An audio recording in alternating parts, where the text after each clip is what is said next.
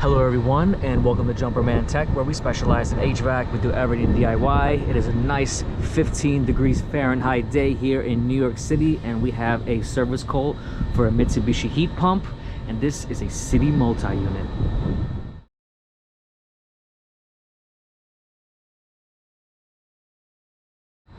Thank you to everyone tuning into Jumperman Tech. Today we have a service call for a Mitsubishi Citi multi-unit. This is actually my first time getting into one of these. This is a new install. Looks pretty nice. So they're having some issues where it seems like they have the wrong configuration with their digital thermostats, their blowers, and just something doesn't look right here. Let me pick this up with a piece of rope. All right, so this Mitsubishi Electric. This is the hyper heat system, Citi multi. Pretty cool. A little bit damaged for brand new, but you know, it works. Right off the bat, I already know there's gonna be some problems with this unit. When you see stuff like this, man, what the man, you know there's gonna be problems. Tape. I feel like this should actually also be enclosed. I feel like it will be better. Maybe from here connect like it's like this, like a waterproof whip, and hide that in there, because they tied that into where, oh, they went into heat. Oh my lord, like what? Something's wrong here, man. You know how I know something's wrong here? Just by looking at the other things. Look, okay, this is blocked off. You're not gonna see it. Oh, what the heck is going on here, man? What what is this? What is the, oh my god, electrical panels? This is a freaking refrigerant pipe. Jesus. Oh man, I'm sorry, this just looks fucking crazy, man. All right, I don't know what this is. This is like temporary, but they got the two 2x4s there. Look at that. Brand new installs, man. This is when you save money 100%. So they install it and it doesn't work right. By the looks of this, yeah, I could see why. This is just open. It was just snowing the other day. Look at this.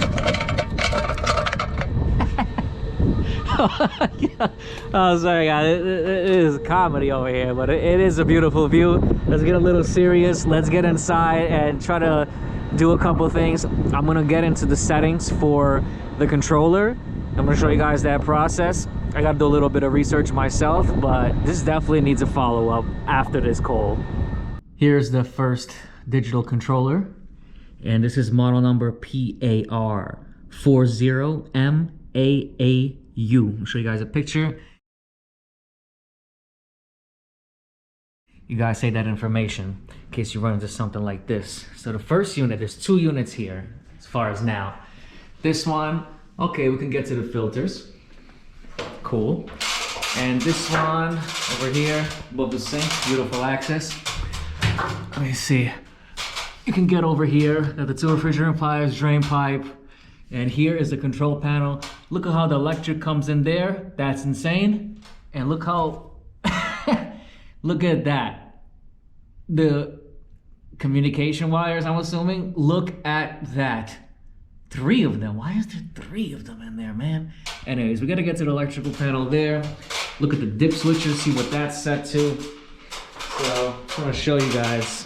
Then the next one isn't here. Second one. Okay. Let me show you guys. There's one access panel here. So you can get to the filters and stuff. Sure.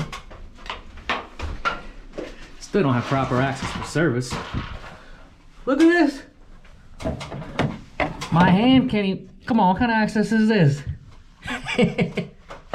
So, what can you get to here? Nothing. The control panel is here. Oh my god, we're gonna have to cut this ceiling down just to get to that board. Anyways, I'm gonna start with this one. It's ridiculous. I mean, this is quite the view though, come on. Whew, that is nice. Anyways, we're gonna start with this one. The issue here is that the temperature is not reading properly, and I've actually experienced this in a different location. In the previous unit, it was saying it was like what, maybe under 80 degrees, maybe 75 degrees, and for some reason the actual temperature in the room was above 90, closer to 100, and it felt like an actual sauna in here. So there's settings inside here that you want to configure properly as to where it is reading temperature. So we wanted to read at the thermostat because this is the actual space.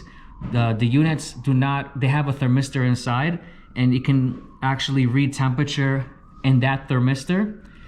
And a lot of those ceilings, they just broke open the walls to run the pipes and stuff like that, so you get a bit of a draft, so you don't get an actual proper temperature. It's not a direct return from the room, it's an open ceiling return, and like that you're not reading room temperature, you're reading the ceiling temperature for the most part.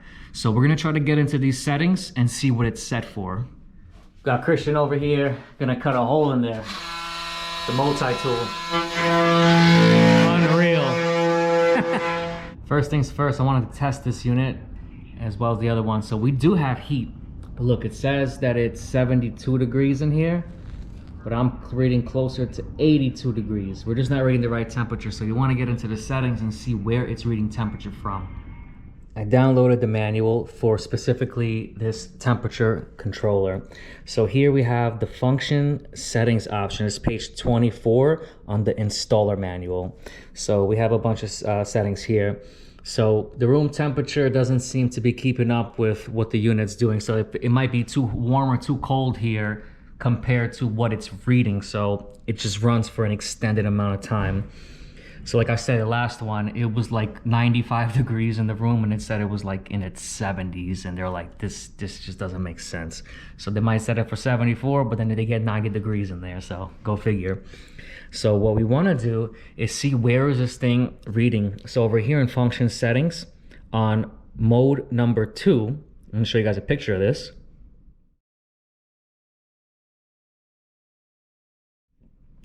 It says thermistor selection, indoor temperature detection. Setting number 1, it says it reads the average temperature reading of the indoor units in operation. Setting number 2, it says thermistor on the indoor unit to which the remote controller is connected. So it can be, so number 2 would be the thermistor in the unit, somewhere in the return air section, sensing temperature. Then number 3, setting number 3 would be the built-in sensor on the remote controller. The solution for this kind of issue would be to set this to read temperature here. So let's figure this out. You're gonna want the machine actually off. We're gonna click menu. We're gonna click menu. Let's click it again. There we go. This right here is operation. I'm gonna click the cursor. This would be your timer. Next one, energy saving. Next one, initial setting. Next one, maintenance. Next one, service. You're gonna wanna go into service. Got a menu, return, select, hold on and off button. You're gonna click select for service. And here's a tricky one. They're gonna ask you for the password. I looked it up and it seems to be 9999. Don't forget that, guys. I'm gonna go next to highlight the next one. 9, next, 9, next, 9. Let's see if we get in here. We're gonna click select.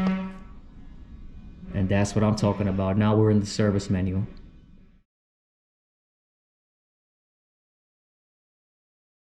$2,000 years later. All right, guys, so it's a little bit different. You can't just go into the function settings, it seems. I'm calling tech support just to be sure, but check this out. Been on hold for an hour and almost 48 minutes. Hour and 48 minutes. I can't deal with that. I just want to confirm everything because I'm finding some strange things here. Anyways, if we look right here, I'm going to show you guys a picture. It says set number 8 of SW3 to on when using the optional thermostat.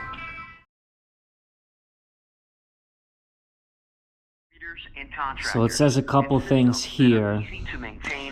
It says to use the built-in sensor on the remote controller, set the SW1 number 1 to on.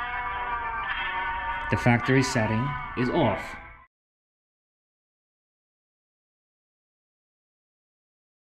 Okay. You see, it doesn't show anything for SW3, just as SW3 like it does on that manual. On the behind the control panel cover for the indoor unit. And then it says where it says when the built-in sensor on the remote controller, when using the built-in sensor on the remote controller is what we need, install the remote controller where the room temperature can be detected. Correct. And it says note, factory setting for SW1 on the indoor unit of all fresh door models is on. Okay. So then it says here, when an optional temperature sensor is used, set SW1 to 1 off, and it says set SW3 number 8 to on. So we need to really look into that, but it actually seems like, more sales and profits. in my opinion, we're just gonna have to set SW1 number 1 to on. You guys won't believe this. I was on hold for over 2 hours and 30 minutes. As soon as someone answered the phone, they hung up. And now we're back. Oh my lord. So even though this is the outdoor manual, it does show that, I'm going to send you guys a picture so you guys can see this, but it mentioned that certain settings on the indoor units need to be set on.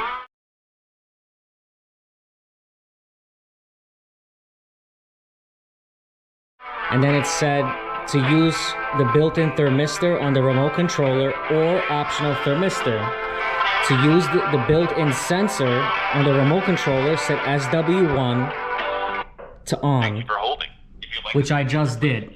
I tried this, so that's showing now room is 71, and up here showing 70.7. It's right there. I'm gonna let it run while I wait to try to confirm this with tech support, but man, I got screwed with tech support over here. It's already 3:53. It's like time to go home, basically, at least as far as normal hours.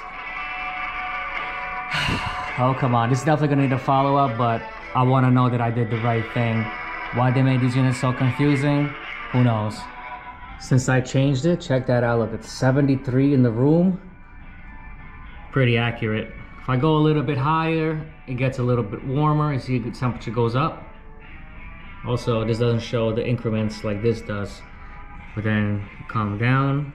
Over here, are more like 73.8, 0.6 coming down. So difference from just from here to here. I feel a hot draft here, but you know what it is? It's because they put the supply right under here. They should have put it here. This is more of a room temperature reading, but anyways, we're definitely better. I just can't believe what's going on with tech support. I was on hold for over 2.5 hours. They hung up. Now I'm on hold for another 40 minutes. Nobody answered. I mean, I'm just kind of stuck here. I might have to wait for them to call me back. I don't know if I can stay on this site. If this thing does it, then it does it, and I'll show you exactly how that was done. Room temperature shows 70 now. Heat is coming through there. Anyways, we're gonna turn this unit off. All right. Yeah, we're gonna turn the power off to the system, to the air handler. That's why they put this little access panel for the power. And this thing, I mean, you can't even get your head in there because of the pipes and everything. Anyways, the board is here. How were you supposed to troubleshoot that? All the dip switches are here on the left side. I want to take a picture because I can barely even see it myself.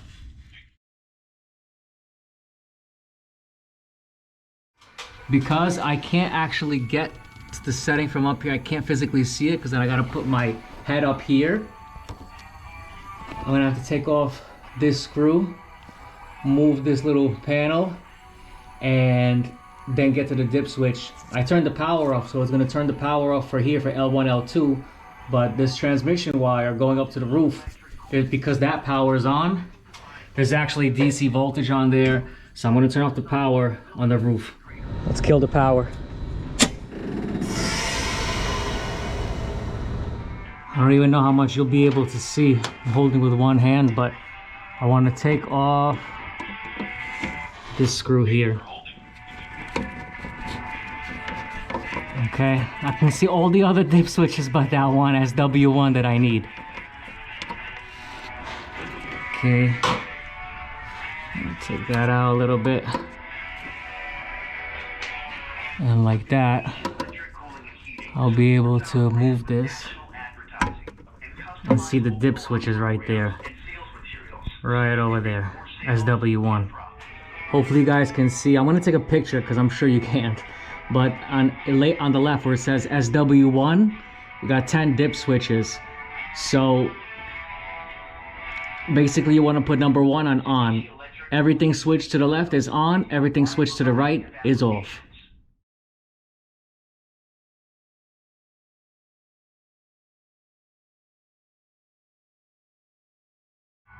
From above you could see it, but not from down here where I'm at. But anyways, SW1 is back to on, and the other settings match accordingly to the back of this control panel cover, according to the BTU/model number. Now that's back together, you can turn this power back on.